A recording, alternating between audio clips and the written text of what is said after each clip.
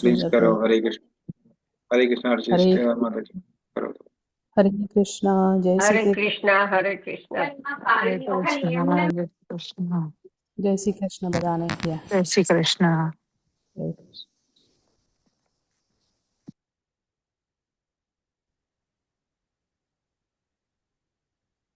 તમે મ્યુટ થઈ ગયા છો અર્ચેષ્ટિતા માતાજી. ઓમ અજ્ઞાનતિમિરાધસ્ય જ્ઞાનાંજનશલાકયા ચક્ષુર્મિલિतं येन તસ્मै શ્રીગુરુવે નમઃ. હે કૃષ્ણ કરુણા સિંધુ દીનબંધો જગત્પતે ગોપેશ ગોપિકાકાંત રાધાકાંત નમસ્તુતે. तप कांचन गौरांगी राधे वृंदावनेश्वरी वृषभानुसुते देवी प्रणामी हरिप्रिये वाञ्छाकल्पतरुभयस च कृपा सिन्धुभय एव च पतितानां पावनेभ्यो वैष्णवेभ्यो नमो नमः. नमो महावन्दनाय कृष्णप्रेमप्रदायते कृष्णाय कृष्णचैतन्य नामने घोरतविसे नमः. नमः ॐ विष्णुपादाय कृष्णपृष्ठाय भूतले श्रीमते भक्तिवेदान्त स्वामिनैति नामिने. नमस्ते सारस्वते देवे गौरवाणी प्रचारिणे निर्वेशशून्यवादी पाश्चात्यदेशतारिणे. जय श्री कृष्ण चैतन्य प्रभु नित्यानंद श्री अद्वैत गदाधर श्रीवासादि गौरभक्तवृंद.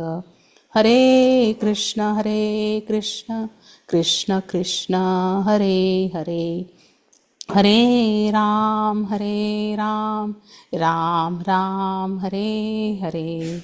ओम नमो भगवते वासुदेवाय. ओम नमो भगवते वासुदेवाय. ओम नमो भगवते वासुदेवाय. जय श्री कृष्ण. हरे कृष्ण. दंडवत प्रणाम श्याम सुंदर प्रभु जी. હરે કૃષ્ણ અર્ચેષ્ટિતા માતાજી, ધન્યવાદ તમારો. હરે કૃષ્ણ ડિવોટીઝ, તમારા બધાનું સ્વાગત છે ભગવદ્ ગીતાના આજના સેશનમાં. આપણે ભગવદ્ ગીતાના અધ્યાય 4 દિવ્ય જ્ઞાન નું અધ્યયન કરી રહ્યા છે અને સો ફાર આપણે 15 શ્લોક આપણે સમજી ચૂક્યા છે આ અધ્યાયના. હવે આપણે આજથી એક નવો સેક્શન શરૂ કરવાનો છે જે ભગવાન કૃષ્ણ આપણને કર્મ, અકર્મ અને વિકર્મ આ 3 વિશે જ્ઞાન આપવાના છે. તો શ્લોક 16 થી માંડીને ઓલમોસ્ટ 24 શ્લોક સુધી ભગવાન આ વિશે જ્ઞાન આપશે. તો આપણે એ વિશે સમજવાના છીએ. તો હું સ્ક્રીન તમારા સામે શેર કરું છું. આપણે ગઈકાલે શું વાત કરી હતી એ જરા જોઈ લઈએ. તો આપણે ગઈકાલે વાત કરી હતી, ભગવાન કહે છે એવં જ્ઞાત્વા કૃતમ કર્મ પૂર્વેરપી મુમુક્ષુભિઃ ગુરુ કર્મેવ તસ્માન ત્વમ પૂર્વૈ પૂર્વતરમ કૃતમ. તો આની અંદર કાલે આપણે સમજ્યા હતા કે ભગવાન કૃષ્ણ અર્જુનને એવું સમજાવે છે કે અર્જુન, તારા પહેલા એટલે જે પૂર્વજો છે એ આ જ કર્મયોગ ના માર્ગથી માર્ગ દ્વારા આધ્યાત્મિક માર્ગ ઉપર એ લોકોએ પોતાના કર્મ કર્યા છે અને એ લોકોએ કર્મ કરીને જે ગતિ પ્રાપ્ત કરી છે એ ગતિ તું પણ પ્રાપ્ત કરી શકે છે. એટલે અહીંયા વારંવાર પૂર્વઈ નો મતલબ શું છે? પૂર્વઈ નો મતલબ છે કે તારા પૂર્વજો, અને પૂર્વઈ એટલે પૂર્વજો, પૂર્વતરમ કૃતમ એટલે એમને એવા કાર્યો કર્યા છે. કોને? જે મુમુક્ષુ છે. મુમુક્ષુ નો મતલબ શું થાય? જે મુક્તિને પ્રાપ્ત કરવા માંગે છે એવા તારા પૂર્વજો છે. કુરુ એટલે કર્મ કરવું. તો એવા કર્મો કરે છે. એવમ જ્ઞાત્વા, આ જાણીને, એવમ એટલે આ રીતે જાણીને એમને કર્મ કર્યા છે. તો ભગવાન જે કર્મ યોગ ઉપર અર્જુનને જે જ્ઞાન આપી રહ્યા છે એની જ વાત કરે છે અહીંયા. તો આજે આપણે જેમ કીધું 16મો શ્લોક આજે લેવાના છીએ. તો 16મા શ્લોકથી માંડીને ઓલમોસ્ટ 24મા શ્લોક સુધી ભગવાન કર્મ, અકર્મ અને વિકર્મ આ ત્રણ જે છે એના વિશે આપણને સમજાવવાના છે. તો તમારા સ્ક્રીનના સામે તમને શ્લોક દેખાય છે. ઓમ જ્ઞાનતિમિરન્ધસ્ય જ્ઞાનંજનશલાકય ચક્ષુરુન્મિલિतं येन तस्मै श्री गुरुवे नमः. जगद्गुरु शिलप्रभुपाद की जय. Bhagavad Gita as it is की जय. अनन्य कोटि वैष्णव वृंद की जय. हरे कृष्णा.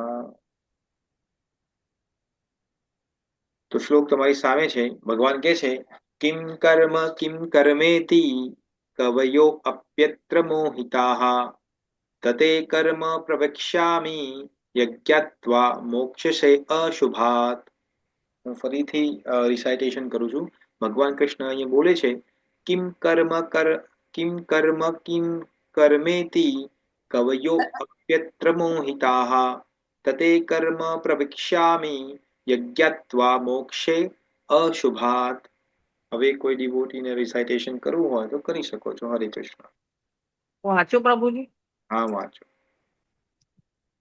કિમ કર્મેતિ કવ્યો અપ્યત્ર મોહિતાઃ તતે કર્મ પ્રવક્ષ્યામિ યજ્ઞાત્વા મોક્ષ્યસે અશુભ્રાત. Yes, very good, excellent. બીજા કોઈ? હું કરું પ્રભુજી. એક પછી હા, ઇન્દુબેન તમે કરો. યસ. સોરી, આટલા દિવસ નહોતું અવાયું મારા. હા, મને સમજણ. હા, મને ખબર છે કેમ, કારણ કે તમારા ફેમિલીમાં કોઈ એક્સપાયર થઈ ગયું એટલે આઈ અન્ડરસ્ટેન્ડ. મારી સિસ્ટર. અમે પ્રાર્થના કરી છે કે એને ભગવાન સદગતિ આપે. Thank you. કિમ કર્મેતિ કવયો અપ્યત્ર મોહિતાઃ તતો કર્મ પ્રવક્ષ્યામિ ત્યજ્વા મોક્ષસે શુભાત. Yes, very okay. નેક્સ્ટ. હું કરું પ્રભુજી. હા, ઇન્દિરાબેન પછી જલ્પાબેન. કિમ કર્મેતિ કવયો અપ્યત્ર મોહિતાઃ તતે કર્મ પ્રવક્ષ્યામિ યજ્ઞત્વા મોક્ષ્યસે અશુભાત. Yes, very good. Jalpaben.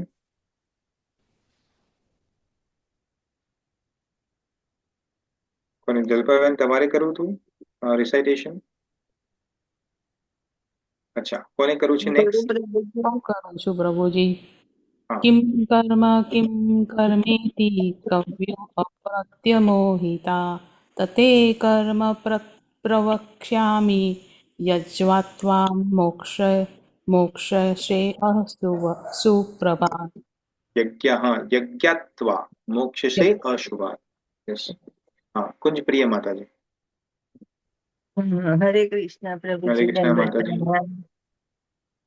Kim કર્મેતિ કવયો અપ્યત્ર મોહિતાઃ તત્તે કર્મ પ્રવક્ષ્યામિ યજ્ઞાત્વા મોક્ષયસે અશ્રુભાત. Yes, okay. હરે બીજા કોઈ? કૃષ્ણ. હરે કૃષ્ણ. હું કરું? બીજા કોઈ? હા, ચિન્મય માતાજી. હા, હરે yes. કૃષ્ણ. હરે કૃષ્ણ માતાજી. ઓકે. કિમ કર્મેતિ કવયોપ્યત્ર મોહિતા તતે કર્મ પ્રવક્ષ્યામિ યજ્ઞાત્વા મોક્ષસે અશ્રુતાત. Very good. યસ. બીજા કોઈ? હરે કૃષ્ણ. હા, હરે કૃષ્ણ. કિમ અકર્મતિ કવિયો યત્ર અપ્યત્ર મોહિતા તતે કર્મ પ્રવક્ષ્યામિ યજ્ઞાત્વા મોક્ષ શુભાતમ. ત્યાં કઈ સંધિ થઈ છે? કવયો અપ્યત્ર કઈ સંધિ છે? કવિયો અપત્ર ઉત્વ સંધિ. ઉત્વ. Very good. ઉત્વ સંધિ છે. Yes, excellent. ઓકે. બીજા કોઈ? આમાં કિમ અકર્મતી છે ને સર? કિમ અહીંયા છે કિમ કર્મ કિમ અકર્મેતિ. યસ, કિમ અકર્મતી. હા, યસ. ઓકે. ઓકે, બીજા કોઈ? હું કરું પ્રભુજી. હા, પ્લીઝ. કિમ કર્મેતિ કવ્યો અપ્યત્ર મોહિતાઃ તત્તે કર્મ પ્રવક્ષ્યામિ યજ્ઞાત્વા मोक्ष से अशुभात યજ્ઞાત્વા મોક્ષે અશુભાત. તો ત્યાં કઈ સંધિ થયેલી છે મોક્ષ છે અશુભાત? मोक्ष से થઈ છે ઉત્વ નથી. ઉત્વ સંધિ નથી. હા, ઉત્વ નથી, ત્યાં પૂર્વરૂપ સંધિ છે. ઉત્વ નથી, ત્યાં વિસર્ગ નથી. આમાં અવગ્રહ છે ને પ્રભુ? અશુભાત અવગ્રહ તો છે, અવગ્રહ છે પણ ત્યાં પૂર્વરૂપ સંધિ છે. એ તો આપણે નથી શીખ્યા. એને વર્ડ બાય વર્ડ તમે જુઓ, ત્યાં મોક્ષ છે પછી વિસર્ગ નથી. જુઓ, મોક્ષ છે પછી વિસર્ગ હોય તો ત્યાં ઉત્વ થાત નથી. એનીવે, તો હવે કોઈને અનુવાદ અને ભાવાર્થનું રિસાઇટેશન કરવું છે? હા, હું કરું પ્રભુજી. હા, કુંજ પ્રિય માતાજી, તમે કરો પ્લીઝ. અને બીજા બધા ડિવોટીઝ ને પ્રાર્થના છે કે પ્લીઝ તમે મ્યુટ કરી દો. Thank you. હરે કૃષ્ણ. કર્મ શું છે અને અકર્મ શું છે એનો નિર્ણય કરવામાં બુદ્ધિશાળી મનુષ્યોની મતિ પણ મૂંઝાઈ જાય છે. માટે હું તને કર્મ શું છે તે વિશે સમજૂતી આપીશ કે જે જાણીને તું સર્વ અશુભમાંથી મુક્ત થઈ જઈશ. ભાવાર્થ. કૃષ્ણ ભાવનામૃતમાં કરવાનું કર્મ પૂર્વેના સંત ભક્તોના ઉદાહરણને અનુસરીને કરવું જોઈએ. આનો નિર્દેશ 15મા શ્લોકમાં કરવામાં આવ્યો છે. આવું કર્મ સાથી સ્વતંત્રપણે કરવાનું ન હોવું જોઈએ એની સમજણ હવે પછીના શ્લોકમાં આપી છે. કૃષ્ણ ભાવનામૃતમાં કર્મ કરવા માટે આ અધ્યાયના પ્રારંભે સમજાવ્યું છે તેમ ગુરુ શિષ્ય પરંપરામાંના અધિકૃત આચાર્યોના નેતૃત્વને મનુષ્ય અનુસરવાનું હોય છે. કૃષ્ણ ભાવનામૃતની પદ્ધતિ સર્વપ્રથમ સૂર્યદેવને કહેવાય. સૂર્યદેવે પોતાના પુત્ર મનુને તેની સમજણ આપી. મનુએ તેના પુત્ર ઈક્ષ્વાકુને તે સમજાવી અને તે અતિ પ્રાચીન કાળથી આ પૃથ્વી પર પ્રચલિત છે. તેથી મનુષ્ય ગુરુ શિષ્ય પરંપરાના પૂર્વે થયેલા અધિકારીજનોનું અનુસરણ કરવું જોઈએ. અન્યથા અત્યંત બુદ્ધિશાળી મનુષ્યો પણ કૃષ્ણ ભાવનામૃતના પ્રમાણભૂત કર્મ વિશે મૂંઝાઈ જશે. આ કારણસર જ ભગવાને પોતે જ અર્જુનને પ્રત્યક્ષ કૃષ્ણ ભાવનામૃતનો ઉપદેશ આપવાનો નિર્ણય કર્યો. અર્જુનને સ્વયં ભગવાને પ્રત્યક્ષ ઉપદેશ આપ્યો છે. તેથી જે મનુષ્ય અર્જુનનું અનુસરણ કરશે તે નિસંદેહ મોહ પામશે નહીં. એમ કહેવાયું છે કે અપૂર્ણ પ્રાયોગિક જ્ઞાન દ્વારા ધર્મના વિવિધ માર્ગોનો નિર્ણય કરી શકાતો નથી. વસ્તુતઃ કેવળ સ્વયં ભગવાન જ ધર્મના સિદ્ધાંતોને નિશ્ચિત કરી શકે છે. ધર્મ તો સાક્ષાત ભગવત પ્રણીતમ ભાગવતમ 6:19. કોઈ પણ માણસ અપૂર્ણ ચિંતન દ્વારા કોઈ ધાર્મિક સિદ્ધાંતોનું નિર્માણ કરી શકે નહીં. મનુષ્ય બ્રહ્માજી, શિવજી, નારદજી, મનુ, 4 કુમારો, કપિલ, પ્રહલાદ, ભીષ્મ, સુખદેવ ગોસ્વામી, યમરાજ, જનક તથા બલિ મહારાજ જેવા અધિકારી મહાનુભાવોના ચીંધેલા માર્ગે ચાલવું જોઈએ. માત્ર માનસિક અનુમાન દ્વારા મનુષ્ય ધર્મ અથવા આત્મા સાક્ષાત્કાર શું છે તેનો નિર્ણય કરી શકતો નથી. માટે પોતાના ભક્તો પર અહેતુકી કૃપાવશ સ્વયં ભગવાન અર્જુનને પ્રત્યક્ષ રીતે કર્મ શું છે તથા અકર્મ શું છે તેની સમજૂતી આપે છે. કેવળ કૃષ્ણ ભાવના પરાયણ રહીને કરેલું કર્મ જ મનુષ્યને ભૌતિક અસ્તિત્વના બંધનમાંથી મુક્ત કરી શકે છે. હરે કૃષ્ણ પ્રભુજી. હરે કૃષ્ણ માતાજી, ધન્યવાદ તમારો. હરે કૃષ્ણ ડિવોટીઝ. તો હવે આપણે આ શ્લોકને પહેલા શબ્દસહ સમજવાનો પ્રયત્ન કરીએ અને પછી એને આપણે ડિટેલમાં સમજીએ. તો જેમ મેં આગળ કીધું એમ કે ભગવાન હવે નવો ટોપિક અર્જુનને કહી રહ્યા છે. કર્મ શું છે, અકર્મ શું છે અને વિકર્મ શું છે. પહેલા ભગવાને સ્થિતપ્રજ્ઞ વિશે વાત કરેલી છે અર્જુનને, પણ એવું લાગે છે કે અર્જુનને પોતાને મગજમાં ઘૂસ્યું નથી સ્થિતપ્રજ્ઞ વિશે. તો હવે ભગવાન સેમ વાત કરવાના છે પણ બીજા એંગલથી વાત કરવાની. ડિફરન્ટ એંગલ છે. કર્મયોગ છે પણ બીજા એંગલથી વાત કરવાના છે. તો ભગવાન શું કહે છે અહીંયા? તો પ્રશ્ન ભગવાન આજે આપણે પ્રશ્ન પૂછીએ એમ પ્રશ્નના રૂપમાં ભગવાન એ અર્જુનને સમજાવે છે. તો ભગવાન કહે છે કે કિમ કર્મ કિમ કિમ કર્મ કિમ અકર્મ. કિમ એટલે શું, કેમ. આપણે કહીએ ગુજરાતીમાં કેમ કે શું, શું કર્મ છે અને શું અકર્મ છે. ઇતિ, ઇતિનો મતલબ છે કે આ રીતે. કવયઃ અપી અત્ર મોહિતા. કવયઃ, કવયનો મતલબ થાય કવિ. હવે આપણે એને લાગે કે આમાં કવિ ક્યાંથી આવ્યો. કવિ તો પેલો એ નથી હોતા જે નાઇસ નાઇસ સ્ટોરી લખે, પોએમ લખે, રાઈટ, પિક્ચરના ગીતો લખે, આ બધાને કવિ કહેવાય છે આપણે. તો કવિ આમાં ક્યાંથી કવિ આવી ગયો, ભગવાને કેમ કવિ અહીંયા કીધું. તો આપણે જે કવિ સમજીએ છીએ ને ભગવાન જે કવિ કહે છે એમાં ફરક છે. સંસ્કૃતમાં કવિ નો અર્થ જુદો થાય છે. કવતી ભક્તિભ્યો ઉપદર્શિ ઇતિ કવિઃ. કવિનો મતલબ છે કવતી ભક્તિભ્યો ઉપદર્શિ ઇતિ કવિઃ. એનો શું મતલબ થાય? એનો મતલબ એવો થાય કે જે ઉપાયને જાણે છે, જે ભગવાનને જાણે છે, જે દૂરદંશી છે, જે તત્વજ્ઞાની છે, એને કવિ કીધો છે. તમે હનુમાન ચાલીસા વાંચશો એમાં પણ આવે છે, દોહો આવે છે એમાં હનુમાન ચાલીસામાં, જ્યાં કવિ કોવિદ કહી ના શકે એવું કશુંક આવે છે, હું ભૂલી ગયો છું અત્યારે એક્ઝેક્ટ. એમાં કવિ અને કોવિદની વાત આવે છે. તો આપણે લાગે કવિ એટલે તો, પણ કવિનો મતલબ છે તત્વજ્ઞાની. જે તત્વજ્ઞાની છે એ. તો ભગવાન કૃષ્ણ અહીંયા શું કે છે?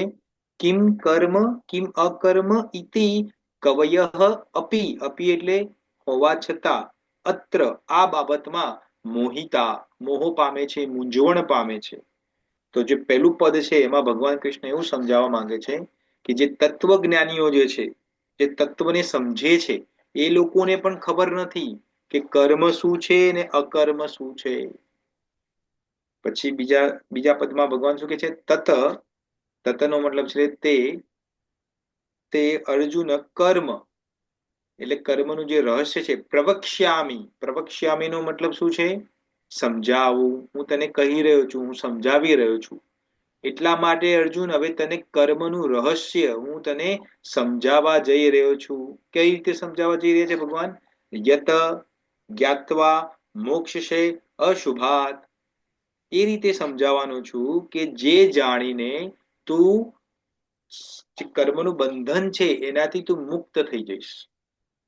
તો આ બે પદમાં ભગવાન શું કહેવા માંગે છે ફરીથી આપણે સમજીએ. ભગવાન એવું કહે છે પહેલા પદમાં કે કર્મ શું છે અને અકર્મ શું છે એ મોટા મોટા તત્વજ્ઞાનીઓ, મોટા મોટા ઋષિઓ કોઈ જાણતું નથી. પણ હે અર્જુન, કર્મ તું કઈ રીતે કરે જેથી તને કર્મ બંધન ના પ્રાપ્ત થાય એ હું તને હવે સમજાવી રહ્યો છું. એટલે ભગવાન કર્મનું સિક્રેટ આપવા જઈ રહ્યા છે, કર્મનું સાયન્સ. જો કે આ શ્લોકમાં નથી કર્મનું સાયન્સ, આવતા શ્લોકમાં છે, અને એના પણ આવતા શ્લોકમાં 18મા શ્લોકમાં છે. ત્યાં ભગવાન ડિટેલમાં વાત કરશે. પણ અત્યારે આપણે એની પૂર્વ ભૂમિકા 16મો અને 17મો શ્લોક છે, એની પૂર્વ ભૂમિકા છે, એ આપણે સમજવાની છે. તો આ તમે સમજી ગયા? અહીંયા કોઈને કોઈ ક્વેશ્ચન છે કે કોઈને કશું ના ખબર પડી હોય તો તમે પૂછી શકો છો. બધા સમજી ગયા કે ભગવાન આપણને શું કહી રહ્યા છે અહીંયા? યસ. વિકર્મ અને અકર્મ એ સેમ જ. વિકર્મ નથી, No, કર્મ અને અકર્મની વાત કરી છે. વિકર્મ તો અહીંયા ભગવાન હજુ બોલ્યા જ નથી. બરાબર. વિકર્મ પણ આપણે સમજીશું, એ આવતા શ્લોકમાં આવશે ત્રણે. કર્મ, અકર્મ અને વિકર્મ એ આવતા શ્લોકમાં સમજવાનું છે ડિટેલમાં. અત્યારે તો ખાલી ભગવાન એટલું કહે છે કે કર્મ અને અકર્મ જે છે એ તત્વજ્ઞાની પણ નથી સમજી શકતા. તો આપણા જેવા શું સમજી શકે? તમે લોકો બધા જોયા હશે જે હાવદમ નવરા લોકો હોય ને, નવરા એટલે થોડી બુદ્ધિના ક્રેક ના હોય, થોડી લાંબી ના પહોંચતી હોય, એ બેઠા બેઠા શું કે, હા જો આ જો અમારા ઘરના મેમ્બરે કે આ મારી બેનપણીએ કે મારા ફ્રેન્ડે આ ખોટું કર્મ કર્યું, આ સાચું કર્મ કર્યું. પણ ભાઈ તને કોને જજ બનાવે છે? તને કોને કીધું કે આ સાચું કર્મ છે, ખોટું કર્મ છે? ભગવાન જ્યારે સ્વયં કે છે કે મોટા મોટા તત્વજ્ઞાનીઓ પણ કર્મ અને અકર્મનું સાયન્સ નથી સમજી શકતા, બહુ ગુહ્ય છે, તો આપણે કઈ રીતે બીજાને લેબલ આપી શકીએ? હા, પણ નવરા બેઠા લોકો કરે છે આપણે. તો હવે આપણે આને થોડું ડિટેલમાં સમજીએ. હવે જે ડિવોટીઝને જે ડિવોટીઝ પોતાના કેમેરાને ઓન કરી શકતા હોય કરો પ્લીઝ, તો મને સમજણ પડે કે કોણ કોણ છે. એ તો ખબર નથી પડતી અમુક વખતે. મને લાગે છે કે બ્લેન્ક સ્ક્રીન ઉપર હું વાત કરી રહ્યો છું. હું અહીંયા મારો કેમેરો ઓફ કરું તો તમને સાંભળવું ગમે? યા ના ગમે? ગમે? ગમે. અચ્છા, ફેસ એટલે જોયા વગર તમે શું કહો છો ફેસ જોયા વગર ખબર ના પડે. હા, એટલે તો કહું છું કે તમે બધાને જે પણ કેમેરો ઓન કરી શકજો. રામચંદ્ર પ્રભુ છે, કામ કરે છે, તો પણ જોબ ઉપર છે, તો પણ કેમેરો ઓન રાખે છે. બહુ પ્રાઉડ છે મને એમના ઉપર કે કામ કરે તો પણ એમને એવું નથી કે હું કેમેરો ઓફ કરું, રાઈટ? તો પછી તમને બધા કેમ કેમેરો ઓફ નથી અમે ચાલુ કરી શકતા? કરો, જે કરી શકતા હોય કરો. જો હા બધા કર્યા જો સુંદર દેખાય છે બધા. લો, એકદમ ડિવોટી છે બધા. એક્સલન્ટ. ઓકે, તો હવે આપણે આ ભગવાન શું સમજાવવા માંગે છે એને સમજીએ. તો આપણે પહેલી જ વસ્તુ છે કર્મ. આપણે આ શબ્દ કેટલી વખત સાંભળ્યો છે. ઇનફેક્ટ આખું ત્રીજું ચેપ્ટર જે છે એ તો કર્મ ઉપર જ છે. ભગવાન કર્મયોગ, એનું નામ જ છે કર્મયોગ. તો હવે તમે બધા તો પોપટ થઈ ગયા હોવા જોઈએ કર્મમાં. હા, મને એવું લાગે છે. તો મને કોઈ કહેશે કર્મ એટલે શું? ચલો, કર્મ એટલે શું? અને ભગવદ્ ગીતાના અર્થ પ્રમાણે, આપણા પોતાના અર્થઘટન પ્રમાણે નહીં, ભગવાન કર્મ એટલે શું? તમે તો આખું આપણે ત્રીજું ચેપ્ટર કર્મયોગ ભણ્યા છીએ, રાઈટ? તો ખબર હોવી જોઈએ. બોલો, શું કહો છો? કર્મ એટલે શું?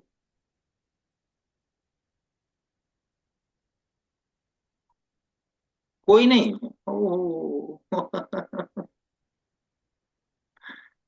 એનો મતલબ કે ધ્યાન દઈને આપણે નથી અધ્યયન કરી રહ્યા. પછી આપણને થાય કે પ્રભુ અમને ભગવદ્ ગીતા નથી આવડતી, ભગવદ્ ગીતાના શ્લોકો સમજમાં નથી આવડતા. તો ક્યાંથી આવડે? આપણે ધ્યાન દઈને નથી સમજતા. તમે સ્કૂલમાં જાઓ, સ્કૂલમાં આપણે અધ્યયન કરીએ, રાઈટ? સ્કૂલમાં અધ્યયન કરો છો તમે? આપણે ગયા હતા સ્કૂલમાં, તો આપણે કેમ અધ્યયન સિરિયસલી કરીએ છીએ? કારણ કે ખબર છે 3 મહિના પછી કે 6 મહિના પછી એક્ઝામ આવવાની છે. તો એક્ઝામમાં બધું પૂછાઈ શકે છે. તો કેવું સિરિયસલી આપણે અધ્યયન કરીએ? તો આ તો લાઈફની એક્ઝામ છે. તો લાઈફની એક્ઝામની અંદર આપણે સિરિયસ નહીં થઈએ. એમાં ભગવદ્ ગીતા જેવું જ્ઞાન જે ભગવાન સ્વયં પોતાના શ્રી મુખથી બોલ્યા છે, તો એમાં સિરિયસ નહીં થઈશું તો તમે આખી ભગવદ્ ગીતા આપણે 18 ચેપ્ટર પૂરા કરીએ અને તમને તમારા ફેમિલી મેમ્બર પૂછે, હા, કે કર્મ એટલે શું? બોલો, તમે ભગવદ્ ગીતા તમે રોજ 8:30 નો ક્લાસ તમે એટેન્ડ કરો છો, તો કર્મ એટલે શું? તો કે કર્મ એટલે ખબર પડે કે ટીચર બરોબર નથી ભાઈ આમના. એવું છે ને, ટીચર ઉપર જ આવે ને આ તો બધું. માટલું તો ટીચર ઉપર જ ફૂટે બિચારા જ ઉપર. હે, એવું જ હોય ને?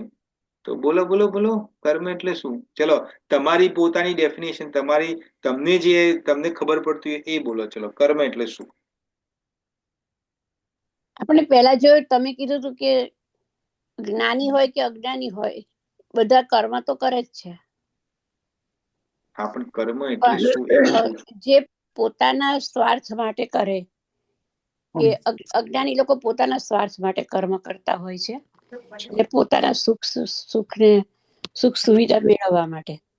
અચ્છા, પોતાના સ્વાર્થ માટે અને સુખ સુવિધા મેળવવા માટે જે થાય એને કર્મ કહેવાય.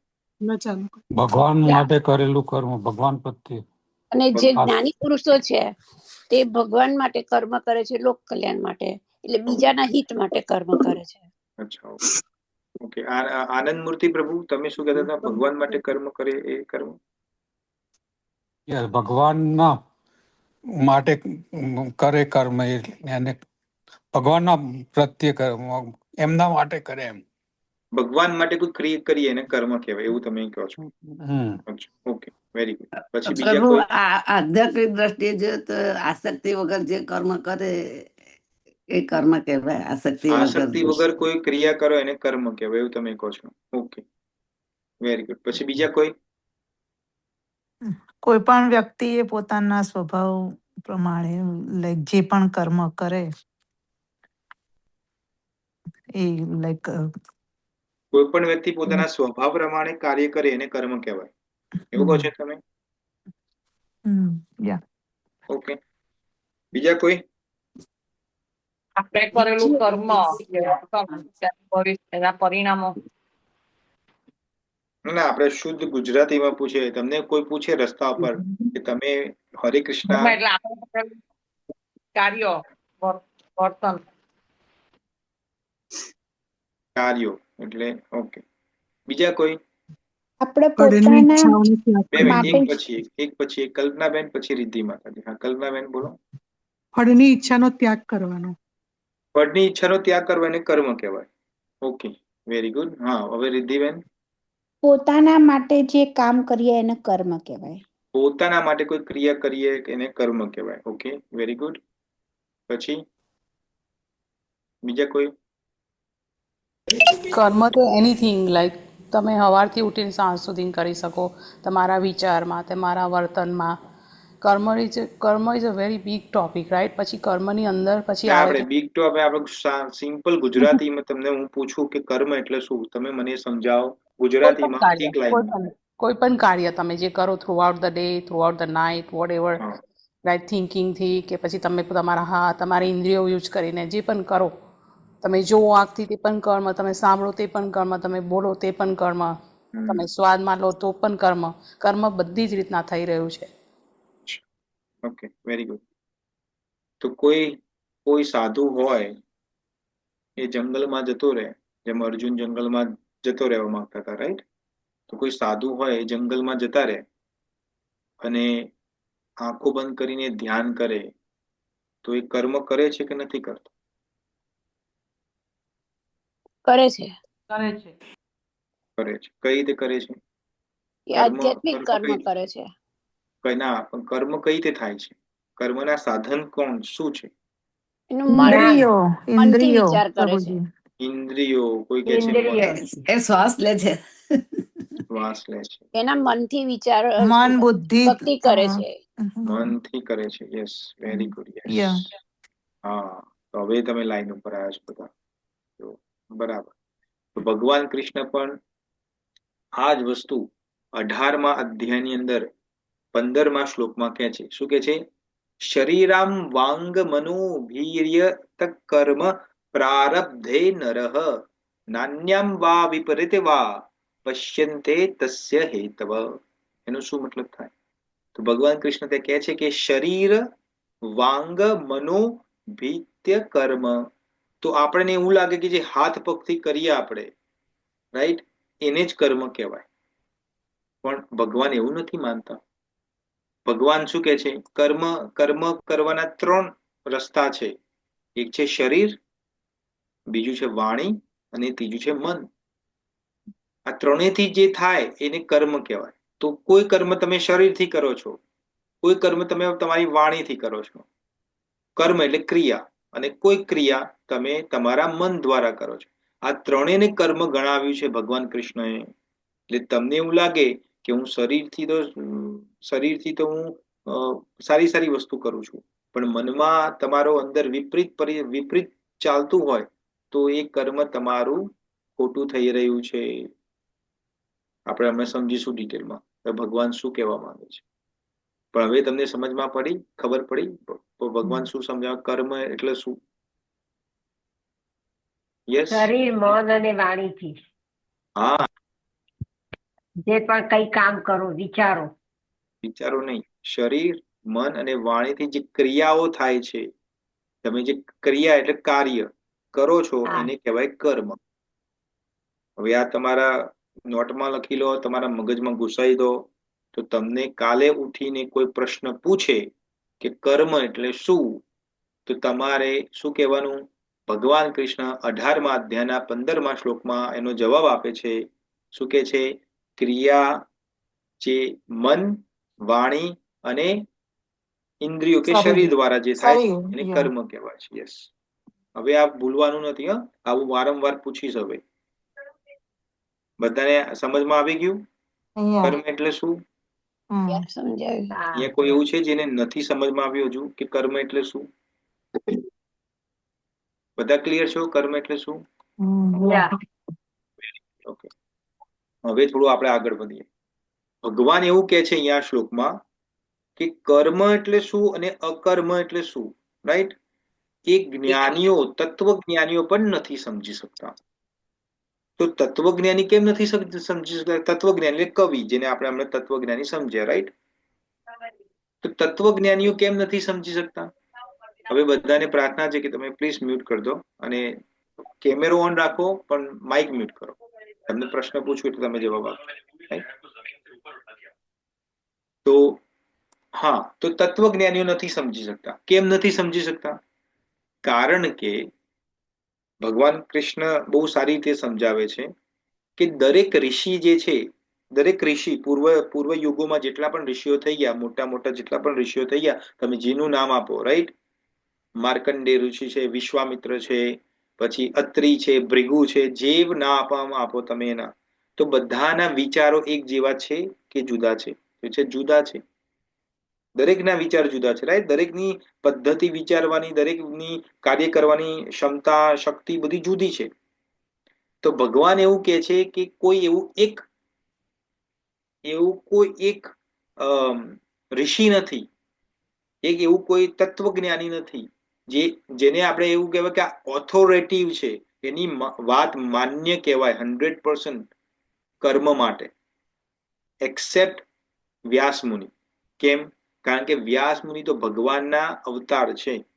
એટલા માટે વ્યાસ મુનિને છોડીને બીજા જેટલા પણ ઋષિઓ થયા આપણા જે સનાતન ધર્મની અંદર, એ બધા પોતાની જગ્યાએ સાચા છે પણ ઓથોરિટીવ નથી.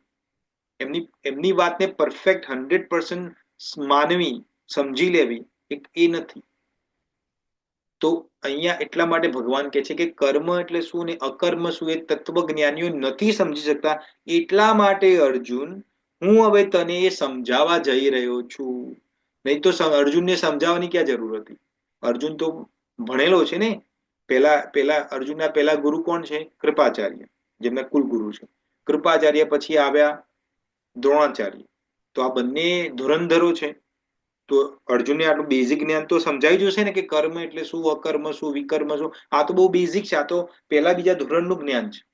તો અર્જુનને તો ખબર જ હોવી જોઈએ.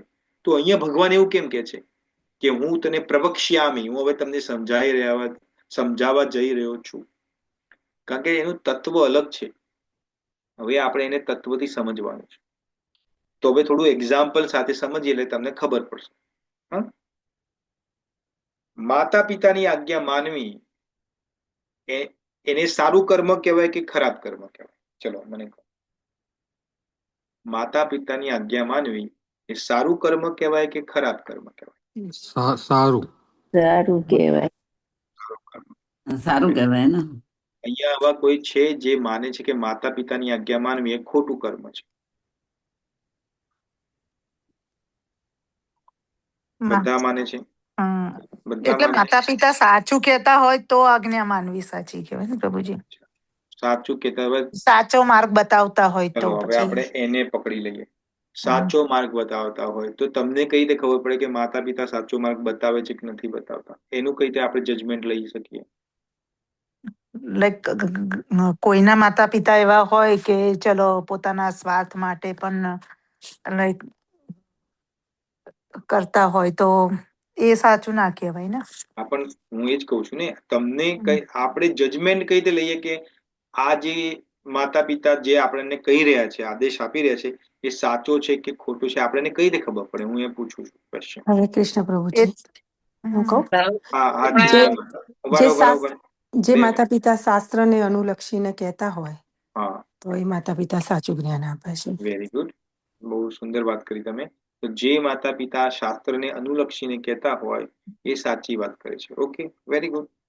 તો આપણે શ્રીરામચંદ્ર ભગવાન જે છે એનું એક્ઝામ્પલ લઈએ.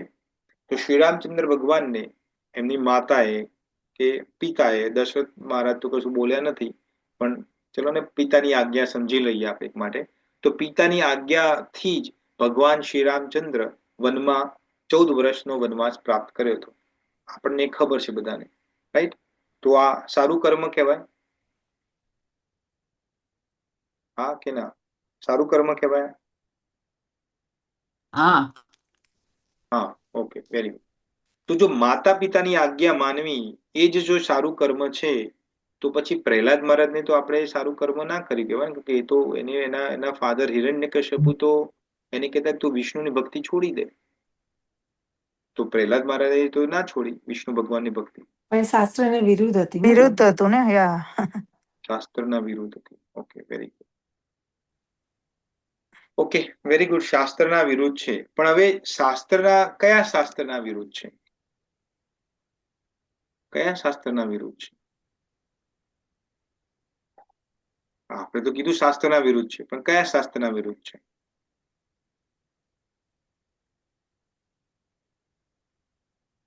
ત્યાં ગરબડ છે પ્રભુભાઈ, આટલું બધું નથી ખબર, એટલા માટે તો તમારા ક્લાસીસ લઈએ છે.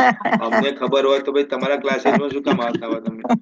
હા, હવે જાતે જ ના ભણી લઈએ એકલા, રાઈટ? આ સમજવાની વાત. જો આ એક ગૂઢ તત્વ છે. આ તત્વથી સમજશો ને તો તમને તરત ખબર પડી જશે. મહાભારતની સ્ટોરીની અંદર તમે ભીષ્મ પિતામાં જે છે, રાઈટ? ભીષ્મ પિતામાની સ્ટોરી બધાને ખબર છે? Yes or no? યસ પ્રભુ. ખબર છે. તો ભીષ્મ પિતાની સ્ટોરી આપણને ખબર છે, એટલે હું બહુ ડિટેલમાં તમને નહીં કહું, પણ થોડું સમજાવવા માટે તમને કેવું છે, કારણ કે અહીંયા એક પોઈન્ટ છે જે સમજવાનો છે. આપણે પોઈન્ટ સમજવાનો છે, તત્વને સમજવાનું છે એટલા માટે. તો ભીષ્મ પિતાના ફાધર હતા શાંતનુ. તો જ્યારે માતા ગંગા, આખી સ્ટોરી તો તમને ખબર છે, પણ આપણે બહુ પેલા એની અંદર તમને કહું છું. તો માતા ગંગા જ્યારે પોતાના ધામમાં જતા રહ્યા, પોતાની, કારણ કે શું કામ જતા રહ્યા? કારણ કે એમને પ્રશ્ન પૂછી લીધો હતો કે ભાઈ તું તારા પોતાના બાળકોને શું કામ ડુબાડે છે? હાલાકી એ બધા હતા વસુઓ, 8 વસુઓ તો જેને શ્રાપ મળેલો છે.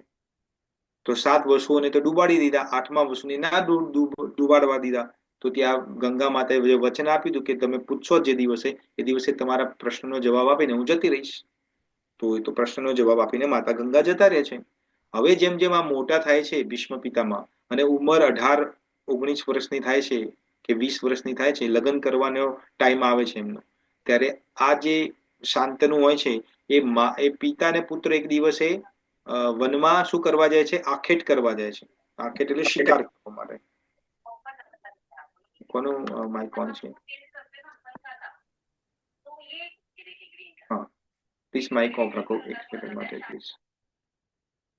તો આખેટ કરવા જાય છે ને ત્યાં મત્સ્યગંધા નામની જે સ્ત્રી છે એના ઉપર આકર્ષિત થઈ જાય છે શાંતનુ, રાજા શાંતનુ. હવે શાંતનુની ઉંમર કેટલી હશે? મિનિમમ જોવા જઈએ તો 100 વર્ષ ઉપર તો હશે જ મિનિમમ, રાઈટ?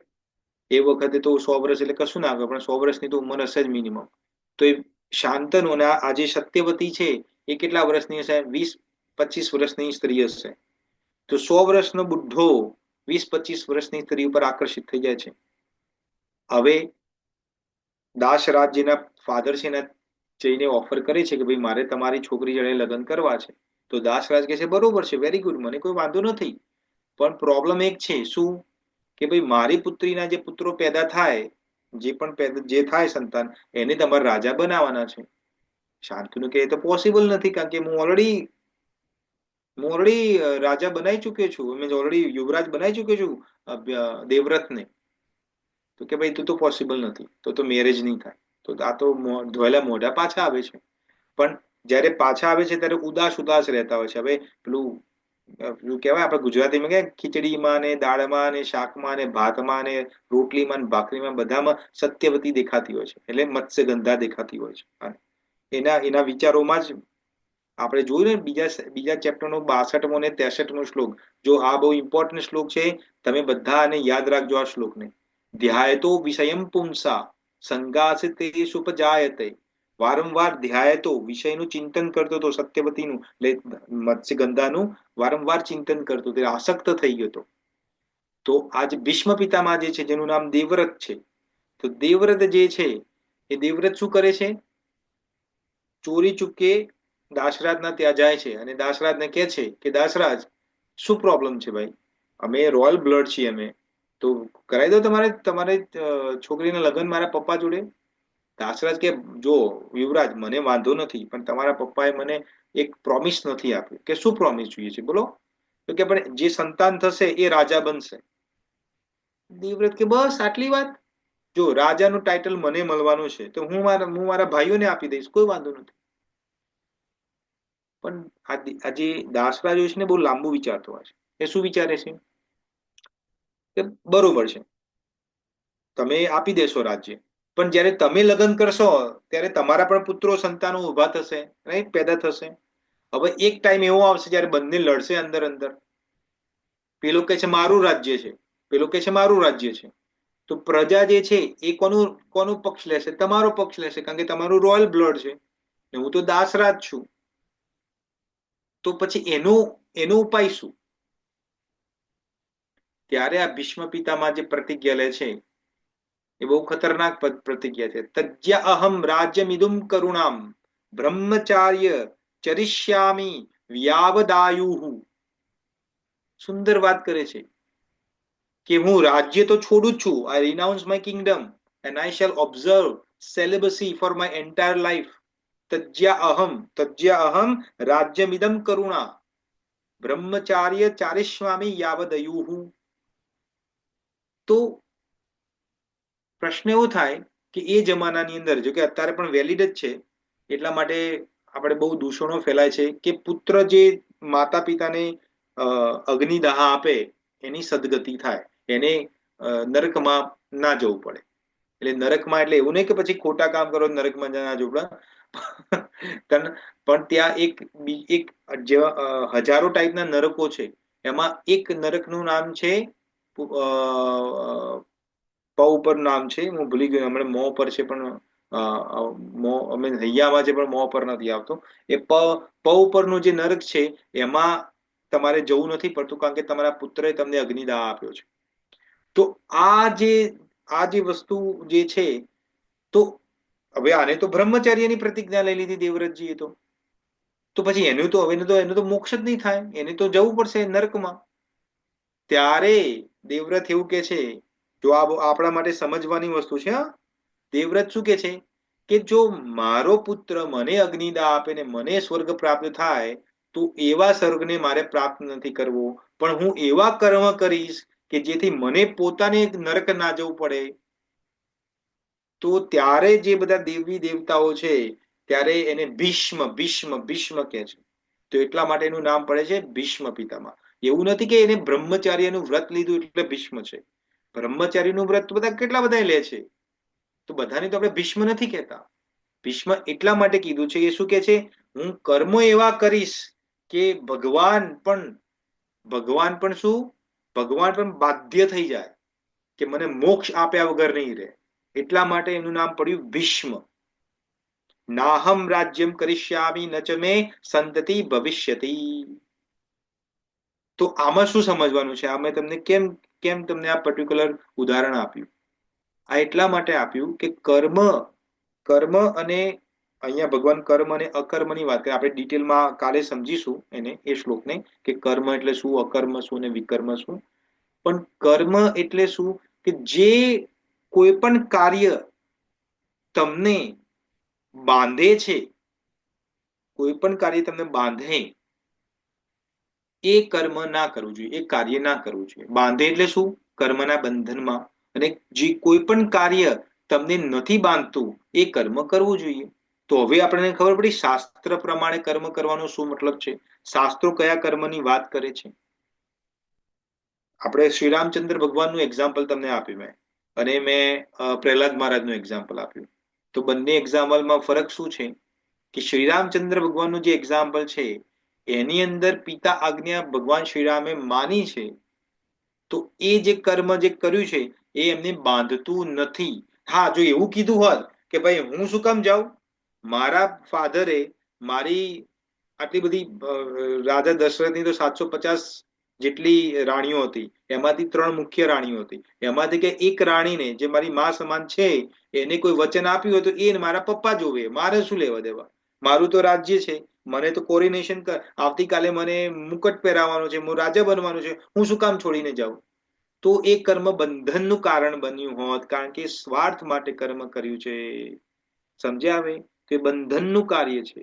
જ્યારે સેમ વસ્તુ પ્રહલાદ મહારાજમાં જુઓ તો પ્રહલાદ મહારાજના ફાધર હિરણ્યકશ્યપુએ કીધું કે તું ભગવાન વિષ્ણુ, એટલે એ તો વિષ્ણુ કહેતા હતા પણ આપણે ભગવાન કહીશું કારણ કે ભગવાન છે, કે ભગવાન વિષ્ણુની ભક્તિ છોડી દેતું અને હિરણ્યકશ્યપુનું જો વાત સાંભળી હોત પ્રહલાદ મહારાજે, તો ભવિષ્ય ભૂતકાળની અંદર અને હવે ભવિષ્યકાળમાં પણ કદી એવો ટાઈમ નહીં આવે કે જ્યારે ભગવાને આવું અદ્ભુત રૂપ ધારણ કર્યું છે.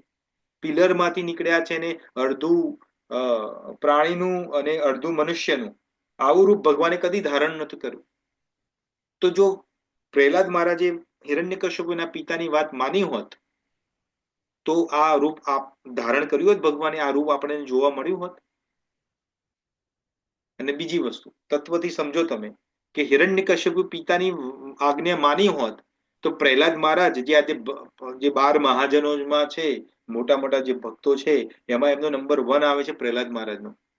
તો આવત, એમનું નામ આવત એનું?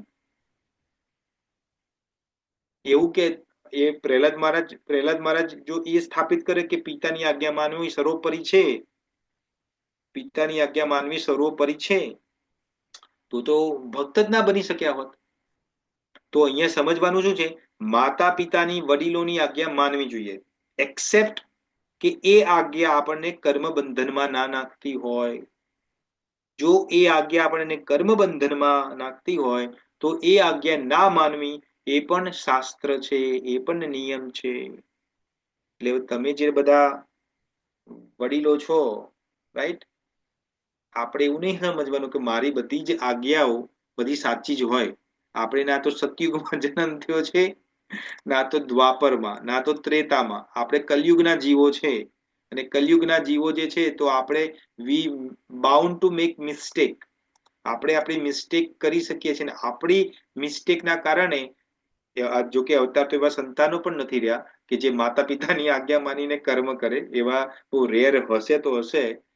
બાકી આજકાલ તો એવું જ કે મમ્મી પપ્પા દાદા દાદી બસ તમને ના ખબર પડે, આ નવો જમાનો છે, તમને ના ખબર પડે, નવો જમાનો છે. આ સાંભળ્યું હશે તમે, રાઈટ? એટલે આજકાલ તો બિચારા બધા વડીલોની ઉંમર, વડીલોની સ્થિતિ તો વેજીટેબલ જેવી થઈ ગઈ છે, ના આ બાજુના ના પેલી બાજુના. એને ના તો બહાર મુકાય ના તો ફ્રીજમાં મુકાય, રાઈટ? એવી થઈ ગઈ છે.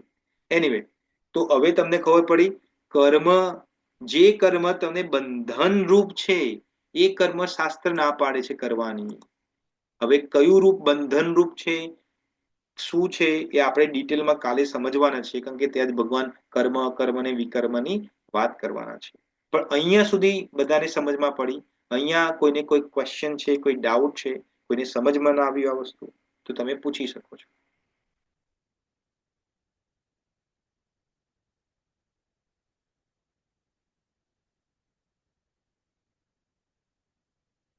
સમજમાં આવી ગયું બધાને? ઓકે, તો તમને હવે એક એક્ઝામ્પલ આપું. હવે તો પ્રશ્ન પૂછું છું. માની લો કે કોઈ ધનવાન વ્યક્તિ છે. ધનવાન વ્યક્તિ શું ઈચ્છે કે પોતાના પૈસા બચાવવા માંગે છે, અને કોઈ ચોર છે, એ ધનવાન વ્યક્તિના પૈસા ચોરવા માંગે છે. તો ભગવાન કર્મના સિદ્ધાંત પ્રમાણે ભગવાન કોની ઈચ્છા પૂરી કરશે? એ ધનવાન વ્યક્તિની પૂરી કરશે ઈચ્છા કે ચોરની ઈચ્છા પૂરી કરશે? ચલો, સમજ્યા? પ્રશ્ન સમજ્યા તમે? Can you repeat again, please? Thank you. Yes. માની લો કોઈ વેલ્ધી ધનવાન વ્યક્તિ છે, એનો બહુ બધા પૈસા છે, બહુ હીરા માણેક જવેરાત બધું જે પણ તમે કહો એ છે, રાઈટ? તો એ પોતાના પૈસા બચાવવા માંગે છે, રાઈટ? સેફ રાખવા માંગે છે. અને એક ચોર છે, એને એ જ પૈસા ચોરી કરવા છે. તો ભગવાનને બંને પ્રાર્થના કરે છે. ધનવાન વ્યક્તિ રોજ પ્રાર્થના રાતે કરીને કહે, હે ભગવાન, મારા આટલા પૈસા કોઈ ચોરી ના જાય, એ ધ્યાન રાખજો. અને ચોર ચોરી કરવા નીકળે ત્યારે ભગવાનને પ્રાર્થના કરીને કહે, ભગવાન, આજે મને મોટો હાથ મળે એવું કશું કરજો. તો ભગવાન કોની ઈચ્છા પૂરી કરશે? ચાલો, સમજ્યા પ્રશ્ન? પરિણામ કોના પક્ષમાં આવશે? બંનેમાંથી કોઈના પક્ષમાં નહીં. બંનેમાંથી કોઈના પક્ષમાં નહીં આવે. ઓકે, ચિન્મય માતા એવું કે છે. ઓકે, એનું કારણ? કારણ આપણે પછી લઈએ. 2 મિનિટ. 2 મિનિટ પછી બધાને જવાબ આપવા દો. હા, ચલો બીજા કોઈ સમજમાં નથી આવ્યું એવું લાગતું, કોઈ જવાબ નથી આપતા. ધનવાનની ઈચ્છા પૂરી કરશે. ધનવાનની ઈચ્છા પૂરી કરશે. ઓકે, ધનવાનની ઈચ્છા પૂરી કરશે એવું કે છે ઇન્દિરાબેન. ધનવાન વ્યક્તિ પોતે પોતાના સ્વાર્થ માટે પૈસા બચાવવા માંગે છે અને ચોર પણ પોતાના સ્વાર્થ માટે ચોરી કરવા માંગે છે, એટલે કોઈને પણ નથી. કોઈ પણ નથી. Okay, very good. બીજા કોઈ? આપણે કર્મની વાત કરીએ છીએ, અહીંયા કર્મનો સિદ્ધાંતની વાત કરીએ છીએ. અને ભગવાન વચ્ચે છે, રાજવા પ્રમાણે બિચારા બેઠા છે, બંને પ્રાર્થના કરે છે કે મારી ઈચ્છા પૂરી કરો, પેલા કે મારી ઈચ્છા પૂરી કરો. ભગવાન કોની ઈચ્છા પૂરી કરશે? ઇન્દિરાબેન કે છે ધનવાનની, ચિન્મય માતા કે છે કોઈની નહીં. હવે બીજા કોઈને કોઈ ડિફરન્ટ આન્સર છે? Anybody has a different answer?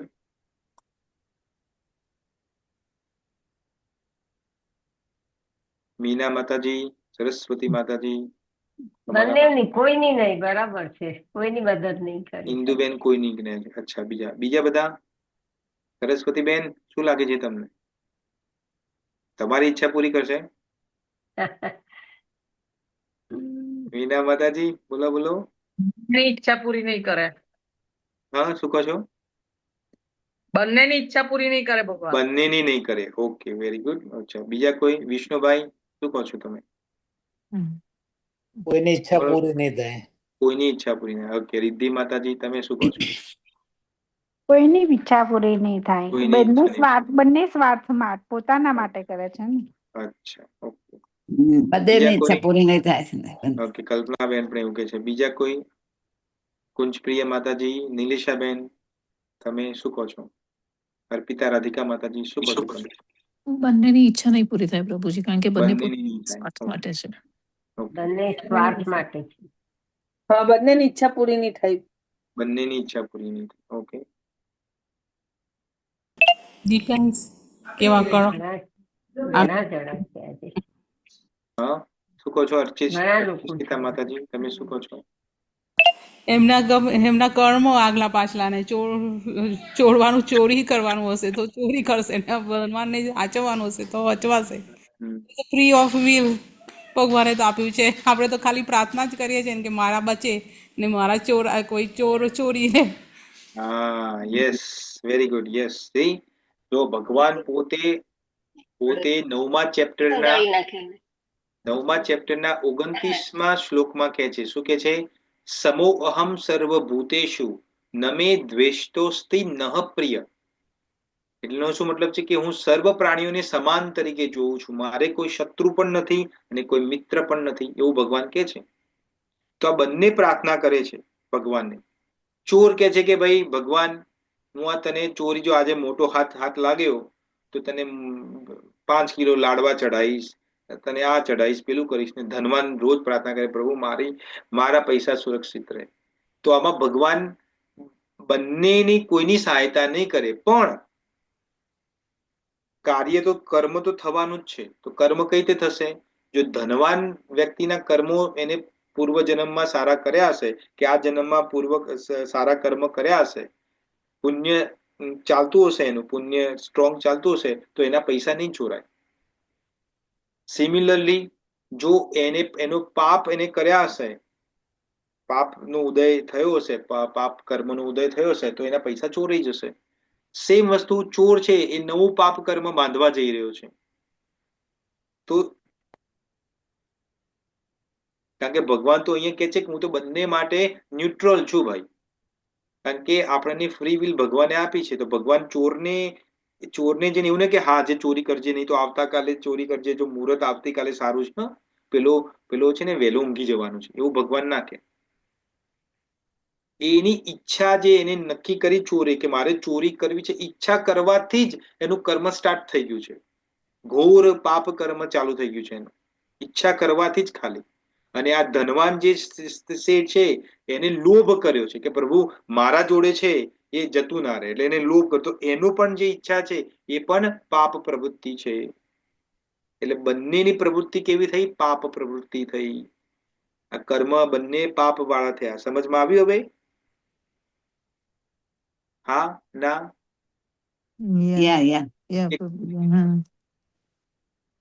Complicated છે? કોઈને જેને નથી આવ્યું એ એટલે ભગવાન માટે કેવી રીતે પાપ કર્મ કહેવાય? પ્રભુજી, ઈચ્છા કરવાથી એ કર્મ થયું, પણ એ તો કલયુગનો ફાયદો છે ને કે આપણે કર્મ કરીએ તો જ આપણે ભોગવવું પડે, ખાલી ઈચ્છા કરવાથી એનું ભોગવવાનું નથી. એ મેં એવું કોને સાંભળ્યું, કીધું? એવું મેં કથામાં ક્યાંક સાંભળ્યું હતું અધૂરું જ્ઞાન કે ઓલવેઝ કલયુગનો એ ખતરનાક જ હોય. Main point. એવું નથી. તો તમે મનમાં રોજ તમારી સાસુનું મર્ડર કરવાનું ઈચ્છો ને સામે સામે હારું હારું બોલો, તો તમે એવું કહો છો કે હું જે મનમાં વિચારું છું ને એ કર્મ નથી, એવું તમે કહેવા માંગો છો, રાઈટ? હા, રાઈટ. તો પણ ભગવાન તો પછી ભગવાનની વાત ખોટી પડી કહેવાય ને. 18મા ચેપ્ટરના 15મા શ્લોકમાં જે ભગવાન કહે છે શરીરમ વાંગ મનો વીર્યત કર્મ, તો એ તો ભગવાન ખોટા પડ્યા. હવે ભગવાન ખોટા હોય? ના. હા, ભગવાન જો એક્સેપ્શન, કોઈ પણ રૂલ બન્યો હોય ને એનું એક્સેપ્શન હોય, પણ exception can never be the rule. હું જયારે ભણતો હતો ત્યારે અમારે એક સબ્જેક્ટ હતો લો. તો લો ની અંદર અમને અમારા ટીચર એવું સમજાવતા કે કોઈ પણ કાનૂન બને ને તો કાનૂનનો કોઈ અપવાદ હોય, પણ એ અપવાદ પોતે કાનૂન ના કહેવાય. અપવાદ એક્સેપ્શન ને એક્સેપ્શન જ હોય. તો એક્સેપ્શન ઇઝ ડિફરન્ટ. પણ તમે એવું કહો કે મનમાં હું ગમે એટલો કાટ ભરું પણ સામે હારું હારું બોલું, તો એ મારું સારું બોલું છું એ સારું, એ કર્મ મારું છે, તો એ તમે અહીંયા મિસ્ટેકન કરો છો. તમારું અંદર કર્મ ચાલુ છે, જે તમે કાટ ભરો છો ને એ કર્મ છે. કર્મનું ઇવન એની વાત શું કરું, સપનામાં પણ તમે જે કરો છો ને, જે અનકોન્શિયસનેસ, એ પણ કર્મની કેટેગરીમાં આવે છે. તમને લાગે સપનું, પણ સપનું તો મારા કંટ્રોલમાં નથી. આપણે એવું લાગે કે સપનું મારા કંટ્રોલમાં નથી. આજે જ મને યાદ છે, આજે જ નિત્યમ ભાગવતમ ની અંદર માતાજી એક બહુ સુંદર એક્ઝામ્પલ આપ્યું હતું કે એમના કોઈ કઝિન હતા, આઈ થિંક ચિન્મય માતા હતા, એમને ખબર હશે, રામચંદ્ર પ્રભુ પણ હતા, કે એમના કોઈ કઝિન હતા, તો રોજ રાત્રે લાઇટર સળગાવે, એને જોવે અને ઊંઘી જાય. રોજ લાઇટર સળગાવે, જોવે ને ઊંઘી જાય. તો એમને પૂછ્યું માતાજી કે આવું તમે કેમ કરો છો? તો એમને એવું કીધું કે હું એટલા માટે આવું કરું છું કે એમના ભાઈને કોઈને કીધું હતું કે જો સપનામાં અગ્નિ દેખાય ને, આગ દેખાય ને, તો વધુ પૈસા મળે. એટલે રોજ લાઇટર સળગાવે, એને 5-10 મિનિટ જોવે ને પછી ઊંઘી જાય. એટલે એમને લાગે કે મને આ સપનું આવશે અગ્નિનું, તો મને પૈસા આવશે. આ રીતે પૈસા આપતા હોય, આ રીતે થતું હશે. તો કહેવાનો મતલબ શું છે? એવું કદી ના માનવું કે હું મનમાં વિચારું છું કર્મ નથી. મનમાં તમે વિચારો છો એ પણ કર્મના બંધનમાં જ આવે છે. એટલા માટે ભગવાન કહે છે, એટલા માટે અહીંયા બંને પાપ કર્મ કર્યા છે. ચોરે પાપ કર્મ કર્યું છે અને ધનવાન શેઠિયા પણ લોભ કરીને પાપ કર્મ કર્યું છે. હવે સમજમાં આવે છે? આપણે આને બહુ ડિટેલમાં કાલે સમજવાના છીએ, થોડું આગળ એનું એક્સટેન્શન કાલે આગળ કરવાના છીએ. પણ તમને આજે પૂર્વ ભૂમિકા તમને તમારી ક્લિયર કરાવું છું. હવે તમને ખબર પડે છે કે મનમાં કોઈના, એટલા માટે આપણે કહીએ છીએ કે દ્વેષ ના કરવો. હવે મને કહો રિદ્ધિ માતાજી, તમે આ જે કીધું એના વિશે તમને કેવું છે. આપણે દ્વેષ કરીએ, ઈર્ષા કરીએ, તમે અનમ્યુટ કરો રિદ્ધિ માતાજી, અનમ્યુટ કરો. યસ પ્રભુજી. દ્વેષ કરીએ, આપણે ઈર્ષા કરીએ, એ સારી વાત છે કે ખોટી વાત છે? ખોટી વાત છે. ખોટી વાત. આ ઈર્ષા ક્યાં થાય છે? મનમાં થાય છે કે બહારની ક્રિયાઓમાં થાય છે? મનમાં. તો પછી તમારા લોજિક પ્રમાણે તો પછી તો ઈર્ષા ગમે એટલી અંદર મનમાં કરો, એ તો કર્મ બંધાય જ નહીં એનું, તમારા લોજિક પ્રમાણે તો.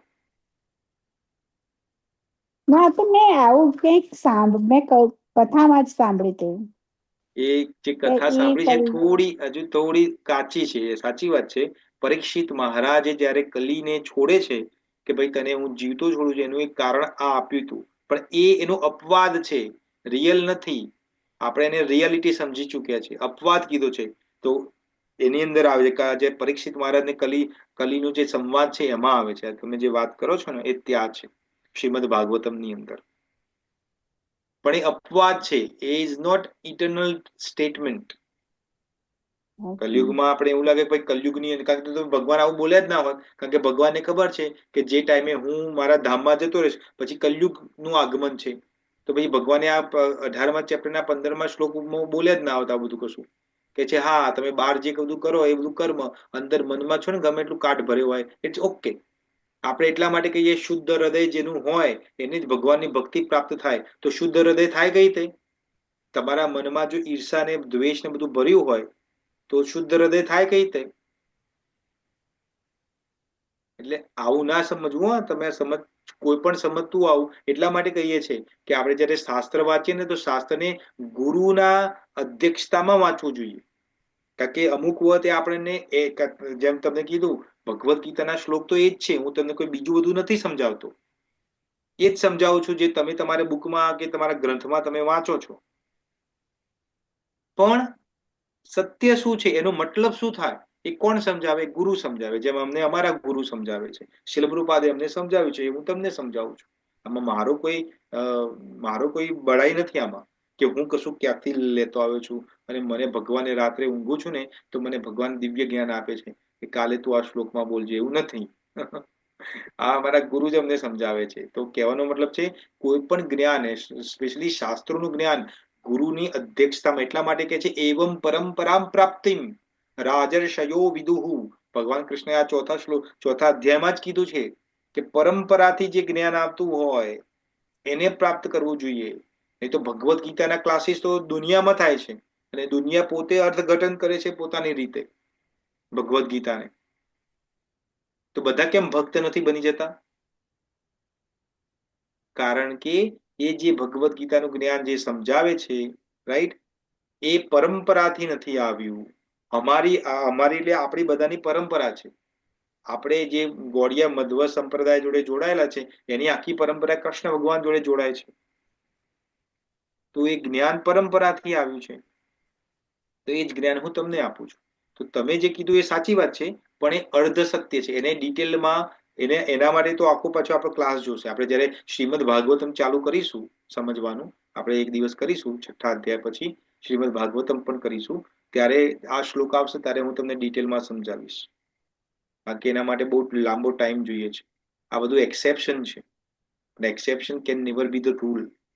ઓકે, તો સપનામાં કરેલું કાર્ય બી આપણને કર્મ બંધન થાય તો એમાં તો આપણો ભાગ નથી હોતો ને, આપણું માઇન્ડ બી કામ નથી કરતું. હા, તમને નથી કામ કરતું. તો સપના અમુક વખતે તમે જે સપના જોવા માંગો છો ને, સપના શું છે એકચ્યુઅલી? અનકોન્શિયસ માઇન્ડ તમારું જે છે જેને ચિત્ત કહેવાય છે. અનકોન્શિયસ માઇન્ડ ને ચિત્ત કહેવાય. આ ચિત્તમાં જે તમારી અશુદ્ધિઓ પડી છે ને, એ અશુદ્ધિઓના રૂપમાં પરિવર્તિત થઈને આપણને સપના દેખાય છે.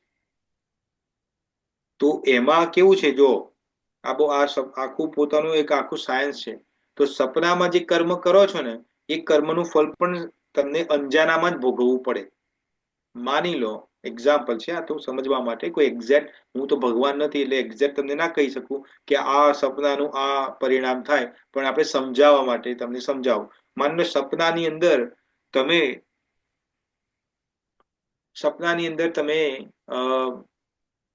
ને તમારા મિત્ર ચાલતા હોય, રાઈટ, કોઈ જગ્યાએ સ્ટ્રીટ ઉપર.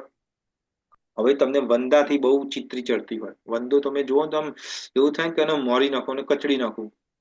તો વંદો જેવો જોવો છો તો એને પગમાં પગ નાખીને કચડીને મારી નાખો છો તમે. હવે આ બધું તમે સ્વપ્નમાં કર્યું છે, સચ્ચાઈમાં નથી કર્યું, સ્વપ્નમાં કર્યું છે. તો આનું પરિણામ શું આવે? કદાચ એક્ઝામ્પલ પરિણામ આપણે લઈએ તો શું આવે કે અમુક વખતે તમને સપનામાં એવું તમને અમુક એવા સપનો આવે, ભયાનક ભૂતના કે એવા બધા સપનો આવે જ્યાં તમે આમ રેપઝેપ થઈ જાઓ. કોઈ વાઘ સિંહ તમારા પાછળ પડ્યો હોય એક્ઝામ્પલ, ને તડાપ મારતો હોય તમારા ઉપર ને તમે વારંવાર બચી જતા હોય અને આમ તમને એવું લાગે કે હવે મરી જ ગયો. થાય એવું કશું થાય આનંદ મૂર્તિ પ્રભુ? કોઈ સપનું આવે તો આ જે અનુભવ થયો જે સપનામાં, એક શોનું પરિણામ છે? તમે જે અંજાનામાં જે કર્મ બાંધ્યું હતું એનું ફળ આ રીતે તમને મળી ગયું. સમજ્યા? નહીં તો રાજા હરિશ્ચંદ્રની કહાની તમને ખબર હોય તો રાજા હરિશ્ચંદ્રની પરીક્ષા પણ વિશ્વામિત્રે સપનામાં લીધી હતી. સપનાની અંદર વિશ્વામિત્ર આવીને કે છે કે મને તું તો સત્યવાદી રાજા હરિશ્ચંદ્ર છે, તો મને પ્રતિજ્ઞા આપ કે હું જે માંગુ એ આપીશ. તો રાજા હરિશ્ચંદ્ર સપનામાં કે છે, આ બધું સપનામાં થાય છે કે હા હું તમને પ્રોમિસ આપું, તમે જે માગશો આપીશ. તો કે બધું આપી દે, મને તારું આખું રાજ્ય આપી દે, તારી પત્ની આપી દે, તારું બધું આપી દે. તો સવાર જયારે થાય છે, રાજા હરિશ્ચંદ્ર ઉઠે છે સવારે, એમને ખબર આ તો સપનું હતું. અને તરત જ વિશ્વામિત્રને આવતા જોવે છે પોતાના દરબારમાં. અને વિશ્વામિત્ર કે છે, શું રાજા હરિશ્ચંદ્ર રેડી છો આપવા માટે? રાજા હરિશ્ચંદ્ર કે એઝ ઇટ ઇઝ પ્રભુ, જેવું છે એવું જ તમારું બધું છે, લઈ લો તમે, હું આ ચાલો મારી પત્નીને એને છોડી. તો વિચાર કરો, સપનામાં એમને પ્રોમિસ આપી હતી અને હકીકતમાં નિભાવે છે. એ કઈ રીતે થાય છે? તો પછી એટલે સપનામાં કરેલા કર્મો ભોગવવા પડતા હોય છે.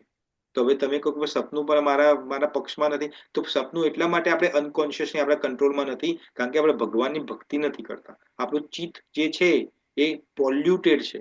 જેટલું તમે ભગવાનનું નામ લેશો તો તમારું ચિત્ત એટલું ક્લિયર થતું જશે, સાફ થતું જશે. જેટલું ચિત્ત સાફ થશે તમારા સપના પણ એટલા સાફ આવતા જશે.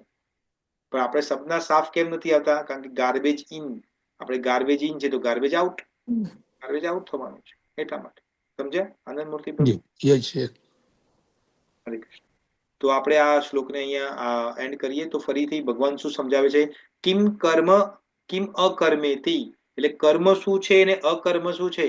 કવયો અપ્યત્ર મોહિતા, જે કવિ છે, જ્ઞાની છે, તત્વજ્ઞાની છે, એને પણ મૂંઝવણમાં પાડે છે, કન્ફ્યુઝ કરે છે. તતે કર્મ પ્રવિક્ષ્યામિ, તતે તેથી કર્મ, આજ કર્મ કઈ રીતે કરવા હું સમજાવું છું. યજ્ઞાત્વા મોક્ષ છે અશુભાત, એવી રીતે કર્મ કર, હું તને હવે એ રીતે સમજાવવાનો છું કર્મ કરવાનું કે જેથી તું કર્મ બંધન તને લાગુ નહીં પડે, એવું ભગવાન આ શ્લોકમાં આપણને સમજાવે છે. હવે આગળનો શ્લોક જે કાલે લઈશું ત્યાં થોડું ભગવાન ડિટેલમાં કર્મ અકર્મ અને વિકર્મ વિશે સમજાવવાના છે, આપણે ત્યાં સમજીશું ત્યાં ડિટેલમાં. તો આ સાથે હું મારી વાણીને વિરામ આપું છું. હવે તમારામાંથી કોઈને કોઈ ક્વેશ્ચન હોય, કોઈનું રિફ્લેક્શન હોય તો તમે આપી શકો છો. હરે કૃષ્ણ.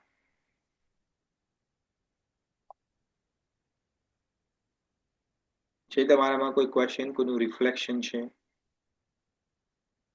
રિફ્લેક્શન એટલે તમને કશું કોઈ પાર્ટ તમને ગમ્યો છે, તમને નથી ગમ્યો, તમે સમજમાં નથી આવી, તમે સમજમાં આવી, કોઈ પણ વસ્તુ. રિફ્લેક્ટ નો મતલબ છે કે પૂરો ક્લાસમાં તમને શું સમજણમાં આવ્યું, શું નથી આવ્યું, જે પણ તમારે કહેવું હોય એ પણ કહી શકો છો. હરે કૃષ્ણ. પ્રભુજી, તમે કીધું કે ધનવાન પણ પાપ કર્મ કરે છે. યસ. તો ધનવાનને તો એનું પોતે કમાયેલા પૈસા હોય છે, પોતાના પૈસા હોય છે, તો પોતાની વસ્તુનું રક્ષણ તો પોતે કરે જ ને, એમાં પાપ ક્યાંથી આવ્યું? લોભ કરે છે, લોભ કે મારું જે છે એ છીનવાઈ ના જાય. આપણે ભગવાન કૃષ્ણ 8મા ચેપ્ટરના 15મા શ્લોકમાં એ તો સમજાવે છે, આ દુઃખાલયને અશાશ્વતમ છે. એવું તમને લાગે છે પૈસા, ધનવાનના પૈસા, તો પણ એ ધનવાનના પૈસા જ્યાંથી આવ્યા, આજે ધનવાન બન્યો એ પૈસા કોકના હતા, એને લોસ કર્યા તો અહીંયા આવ્યો ને એના પૈસા. તો આજે જે કોઈનું બીજાનું છે, આજે તમારા જોડે જે છે એ કાલે બીજાનું થવાનું છે. તમને જે પૈસા મળ્યા, તમને જે તમારા બેંકમાં પૈસા આવે છે, એ ક્યાં ભગવાન ઉપરથી મોકલે છે તમને પૈસા? ના. એ પૈસા ક્યાંથી આવે છે? કોઈનો લોસ થાય છે તો કોઈનો પ્રોફિટ થાય છે. તમે બધા લોટરી વાળાઓને જોવો છો? લોટરી અહીંયા આપણે અમેરિકામાં મેગા મિલિયન ને પાવર બોલ ચાલે છે, રાઈટ? એમાં કેટલા લાખો લોકો રમે છે લોટરીઓ. એમાં એક જણની જ લોટરી લાગે, જેકપોટ. બીજા બધા મોં ધોયેલા એમને એમાં. તો એ જેકપોટ કઈ રીતે લાગે? બધાએ પૈસા અંદર નાખ્યા અને એક જણને લાગ્યા. બાકી જેટલા બધાએ નાખ્યા એ બધાએ લોસ કર્યો અને જેને મળ્યા એને ફાયદો કર્યો. બરાબર. હા, તો લોભ કર્યો. અહીંયા લોભ કર્યો કે મારી જોડે છે હવે જતું ના રહેવું જોઈએ. પણ ભાઈ તારી જોડે છે જતું, પણ તારું જોડે આવ્યું કઈ રીતે? તને એવું લાગે તું કર્મ કરીને, તારી બુદ્ધિથી તે કર્મ કર્યું ને તું કોઈ હાર્ડવર્ક કર્યું એટલે પૈસા ના તો બુદ્ધિથી આવે છે, ના તો હાર્ડવર્કથી આવે છે. પૈસા હંમેશા પુણ્યના ઉદયથી આવે છે. નહીં તો લોટરીઓ લાગે છે, તમે કાલે ઉઠીને મેગા મિલિયન ને પાવરબોલ ખરીદો, તમારી લોટરી લાગવી જોઈએ. પણ કેમ નથી લાગતી? કારણ કે એવા પુણ્યો કરીને નથી આવે આપણે, એટલે આપણે લોટરી નથી લાગતી. સમજ્યા? બરાબર. હા. હરે કૃષ્ણ. પ્રભુજી, આ શ્લોકમાં 12 મહાજનોને કર્મ બંધન નથી લાગતું, એવું એના સારાંશમાં એવું છે? ના, એવું નથી. કર્મ બંધન બધાને જેટલા પણ જીવાત્માઓ છે આ બ્રહ્માંડ, આ પૂરા ભૌતિક જગતમાં, એ બધાને કર્મ બંધન લાગે છે. પણ કર્મ બંધન કોને નથી લાગતું એ આપણે કાલ અને પરમ દિવસો આપણો નહીં હોય ક્લાસ, કારણ કે ગુરુવારે બલરામ જયંતિ છે. તો પણ આપણે જયારે પણ નેક્સ્ટ ક્લાસ લઈશું 18મો શ્લોક, તે આપણે પણ સમજીશું કે કર્મ બંધન કઈ રીતે ના લાગે. એ ભગવાનને તમને ખબર જ છે કઈ રીતે ના લાગે, એ ભગવાન આપણને સમજાવવાના છે. એટલે એવું નથી 12 મહાજનો છે, નહીં તો 12 મહાજનોમાં ભીષ્મ પિતામાં પણ છે. ભીષ્મ પિતામાને જો કેવું કર્મનું બંધન આવી પડ્યું, પોતાને કેવું બાળોની સૈયા પર ઊંઘવું પડ્યું 52 દિવસ સુધી. આપણને ખાલી એક બ્લેડ વાગી જાય છે અહીંયા, ચપ્પુ વાગી જાય કેટલું દુઃખ થાય છે. તો આખું શરીર એમનું વિંધાઈ ગયું છે. એક એવી જગ્યા નથી જ્યાં બાણ નથી, ને પૂરા શરીરમાં લોહીનું એક ટીપું પણ બાકી નથી 52 દિવસ સુધી. તો પણ એ સૈયા ઉપર છે ને કેટલું દુખાતું હશે એમને. કેવું કર્મનું બંધન તો એમને પણ લાગુ પડ્યું છે. હા, અને કર્મનું બંધન તો પાંડવોને પણ લાગુ પડ્યું છે. ભગવાનને આટલા પ્રિય હોવા છતાં, અરે પાંડવોને છોડો, સુદામા જેવા, સુદામા ભગવાનના પ્રિય મિત્ર છે, એમને પણ કર્મનું બંધન લાગે છે. તો એવું નથી, કર્મના બંધન તો બધાને ભોગવવા પડે છે. કર્મ બધા એના પાપ પુણ્ય તો બધાને ભોગવવા પડે છે. પણ એ કઈ રીતે અવોઇડ કરાય, કઈ રીતે શું કરાય, એના પણ રસ્તા ભગવાન જ બતાવે છે, ભગવદ્ ગીતામાં જ બતાવે છે. આપણે ક્યાંય બહાર લેવાની જરૂર નથી. આગળના શ્લોકમાં આવશે ત્યારે આપણે સમજીશું. બીજા કોઈ? પિતામાં પ્રભુ અધર્મને સાથ આપ્યો એટલે એમને સૈયા પર શું પડ્યું? શું કહો છો? ભીષ્મ પિતામહને જે બાણ સૈયા પર શું પડ્યું 52 દિવસ, તો એમને અધર્મને સાથ આપ્યો એટલા માટે? ના, એવું નથી. એમના 72 જન્મ પહેલા એ પ્રિન્સ હતા, કોઈ રાજા હતા, પ્રિન્સ હતા. અને જયારે જંગલ થઈ જતા હતા તો એમને કોઈ સાપ જોયો રસ્તામાં. તો એમને પોતાના બાણથી એ સાપને પકડીને, અર્ધ કોન્શિયસ સાપ, એમને લાગે મરી ગયો છે, તો એમને પકડીને ફેંકી દીધો. તો પેલા કયા ઝાડ આવે છે, કાંટા વાળા ઝાડ? બાવળ. તો બાવળના ઉપર એ સાપ પડે છે. હવે અનકોન્શિયસ છે સાપ, તો પડે છે, તો એને 52 દિવસ સુધી એ સાપ ત્યાં પડેલો છે, 52 દિવસ સુધી. અને પછી મૃત્યુ પામે છે. એટલે એ જે કર્મ કર્યું એ કર્મનું ફળ 72મા જન્મ પછી ભીષ્મ પિતામહને ભોગવવું પડ્યું. એટલે એ કારણ છે. એવું નથી કે બિલકુલ નેક્સ્ટ જન્મમાં ના હોય, ગમે તે જન્મમાં. હા, એ તો તમારું, તમે કયા જન્મ કયું કર્મ કર્યું છે ને તમારો ક્યારે ઉદય આવે છે. જેમ કે તમે બેંક અકાઉન્ટમાં 1 લાખ રૂપિયા મૂકો, રાઈટ? 1 લાખ રૂપિયા મૂકો અને પછી અઠવાડિયા, 2 અઠવાડિયા, 3 અઠવાડિયા પછી તમે વિથડ્રો કરવા જાઓ, માનો 10,000 રૂપિયા વિથડ્રો કરો એક્ઝામ્પલ, તો જે નોટો તમે નાખી છે એ જ નોટો તમને પાછી મળે? હા, તો એવું છે કર્મનું, આવું છે. કર્મ તમે કર્યું એનું ફળ મળશે, પણ એ ફળ હવે કયા જન્મમાં કઈ રીતે ફ્રુક્ટિફાય થશે એ તમારા સંજોગો પ્રમાણે હોય, અને એ ભગવાન જ નક્કી કરે. ભગવાન એટલે પરમાત્મા, જે આપણા હૃદયમાં વિરાજમાન છે પરમાત્મા રૂપે, એ ભગવાન નક્કી કરે. એટલે એને જજ કીધા છે. પરમાત્માનો મતલબ જજ છે. કૃષ્ણ ભગવાન નક્કી નથી કરતા કે તમને ઇન્દિરાબેનને કયું ફળ આપવું કે નીરુબેનને કયું ફળ આપવું, એ નક્કી નથી કરતા. આ કૃષ્ણ ભગવાનના રૂપમાં જે પરમાત્મા આપણા હૃદયમાં બેઠા છે એ નક્કી કરે છે. જ્ઞાતા દ્રષ્ટવા હનુમંતા, એ છે. હા, તો એ નક્કી કરે છે. એટલે તમે જયારે આપણે જન્મ લઈએ છીએ ત્યારે કહીએ છીએ કે ચાર્ટ બને છે કુંડલીમાં, ને પ્લાનેટ ની સિસ્ટમ હોય. એનો શું મતલબ છે? શું બતાવે છે? કે તમે જે 1 લાખનું જે 1 લાખ રૂપિયા તમારા બેંક અકાઉન્ટ સંચિત કર્મ હતા, એમાંથી 10,000 તમે ઉપાડ કર્યો તમે એ પૈસાનો વિથડ્રો કરે, એને પ્રારબ્ધ કહેવાય. એ પ્રારબ્ધ રૂપે તમે લઈને આવ્યા છો. હવે એની 10,000 ની અંદર સારા કર્મો પણ છે, ખરાબ કર્મો બધા મિક્સ છે. બંનેના ફળ તમને જીવનભર મળશે. જેમ જેમ સંજોગો ઉત્પન્ન થતા એમને થાય. હવે મેં તમારું ઉપર ચોર્યું હોય એક્ઝામ્પલ, તો કોઈ જન્મની અંદર જયારે દેશકાલ પાત્ર બને એવું, રાઈટ? કારણ કે તમારું મૃત્યુ ક્યારે થવાનું છે, મારું મૃત્યુ ક્યારે થવાનું છે. તમારા મૃત્યુ થઈને તમે ક્યાં કોઈ બીજી ગતિમાં જવાના, મારું મૃત્યુ થઈને મારી બીજી ગતિ થાય. એમ કરીને કોક એવો ટાઈમ આવે જયારે આપણે બંને મનુષ્ય જન્મ લીધો હોય ને, એક એવો સિચ્યુએશન પેદા થાય જયારે મેં જે પડ ચોર્યા તમારા પૈસા, એ હવે તમે મારા જોડથી પાછા લઈ શકો છો બીજી રીતે, જે પણ સંજોગો પ્રમાણે. તો એ કયા જન્મમાં થશે એ પરમાત્માને ખબર છે. એ આપણે એટલા માટે ભગવાન આગલા શ્લોકમાં કહેશે, ગહના ગતિ કર્મણો, કર્મની ગતિ બહુ ગહન છે. બહુ સૂક્ષ્મ છે, બહુ રહસ્યમય છે, એ કોઈને નથી ખબર પડતી. કોઈ મારા સિવાય કોઈ જાણી નથી શકતું, કારણ કે ભગવાન તો આગળ પાછળનું બધું જોઈ શકે છે. ભગવાનને ખબર છે કે મારા હજારો જન્મ પહેલા મેં કયો જન્મ લીધો ને કયું કર્મ કર્યું, ભગવાનને ખબર છે, આપણને નથી ખબર. એટલે આપણે તો ભોગવી લેવાનું, જે આવે એને ભોગવી. સારું કર્મ આવે તો ભોગવી લેવાનું, ખરાબ કર્મ આવે ને એનું ઉદય આવે તો એ ભોગવી લેવાનું. કારણ કે આપણે કર્મના ફળ સિવાય તો કશું પ્રાપ્ત થતું નથી આપણને. ને ભગવાને એમણે જ કીધું ને, હું કોઈના જોડે પક્ષપાત કરતો નથી. 9મા ચેપ્ટરનો 29મો શ્લોકમાં, સમોહમ સર્વભૂતેષુ નમ દ્વેષ્ટોસ્તિ નઃ પ્રિય.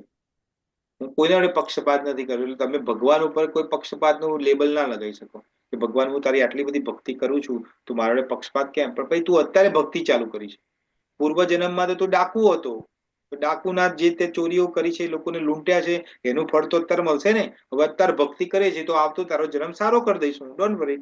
તો અત્યારે ભક્તિ એટલા માટે કરવાની છે કે આપણો આવતો જન્મ સુધરી. આ જન્મ તો સુધરવાનો ત્યારે સુધરશે જ, પણ આવતો જન્મ આપણે સારી જગ્યાએ જઈએ ને સારો સુધરે અને સારા ભક્તના ઘેર જન્મ લઈએ તો ઓર આપણી ભક્તિ વધે અને એક દિવસ એક જન્મમાં આપણે ભગવાનને પ્રાપ્ત કરીશું. પ્રહલાદ મહારાજની જગ્યાએ તમારું નામ આવશે, ઇન્દિરાબેન કરીને. પણ ભક્તિ કરશો તો, ભક્તિ નહીં કરો તો નહીં નામ આવે. એ તો છે જ. હરે કૃષ્ણ. બોલો, હવે કોઈ ક્વેશ્ચન છે કોઈને બીજાને?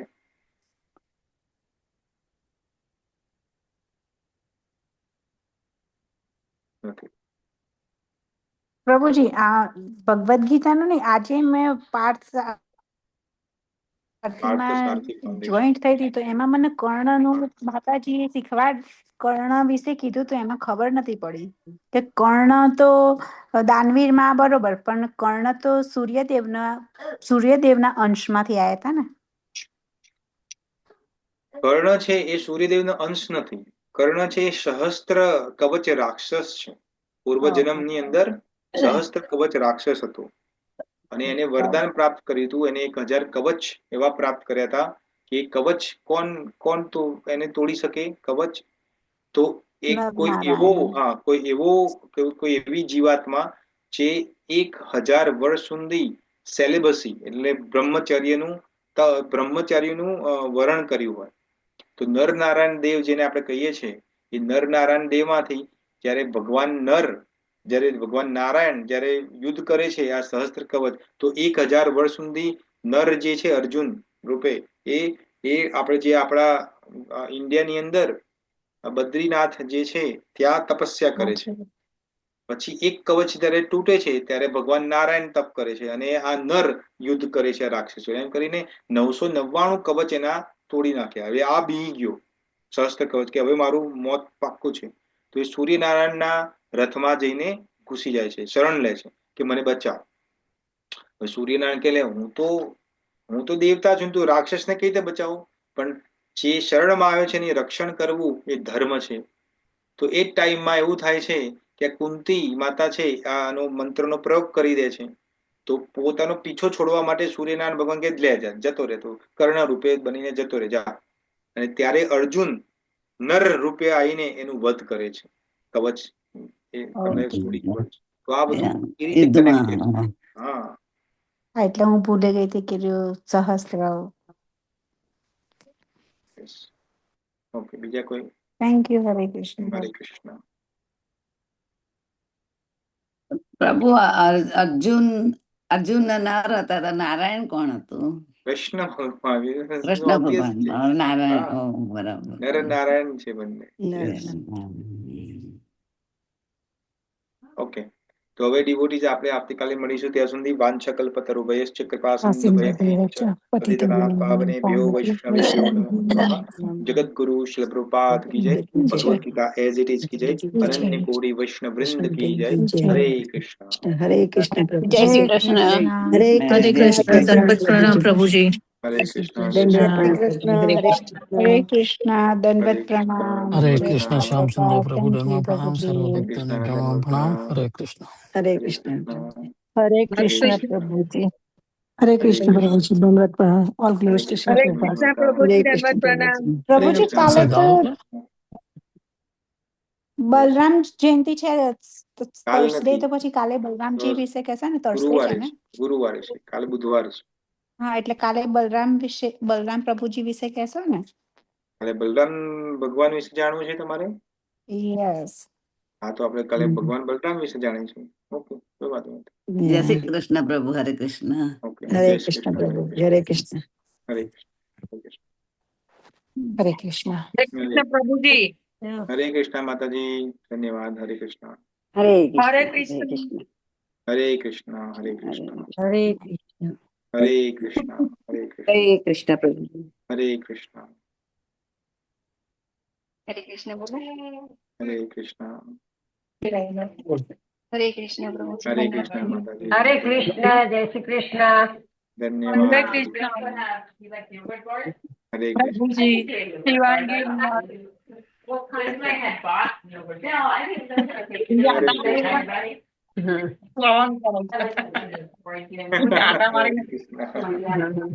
હરે કૃષ્ણ. પ્રભુજીના બધા માતાજીઓ સરસ મજાના સવાલ કરે છે. માતાજી જ બધા કરે છે ને. હા, માતાજી જ બધા કરે છે. બધા પ્રભુજી તો શાંત બેઠા હોય છે. માતાજીઓ એક થી ચડિયાતા સવાલ કરે. હા, એક થી ચડિયાતા હોય છે. યસ. તમે પણ એક દિવસ પ્રશ્ન કરો. અમે ઘરમાં એક અમે ઘરમાં આપણે શરીરમાં આત્મા છે, આપણે આત્મા છીએ. કઈ પણ ચાલે નહીં. અને છોકરો હેરાન કરે ને આપણે શરીર નથી, આત્મા છે. એક ચોકો બાજુ છે. કાલે પ્રશ્ન કરજો. હરે કૃષ્ણ. આજનો ટોપિક બહુ ફાઇન. હરે કૃષ્ણ. હરે કૃષ્ણ. હરે કૃષ્ણ. જય શ્રી કૃષ્ણ.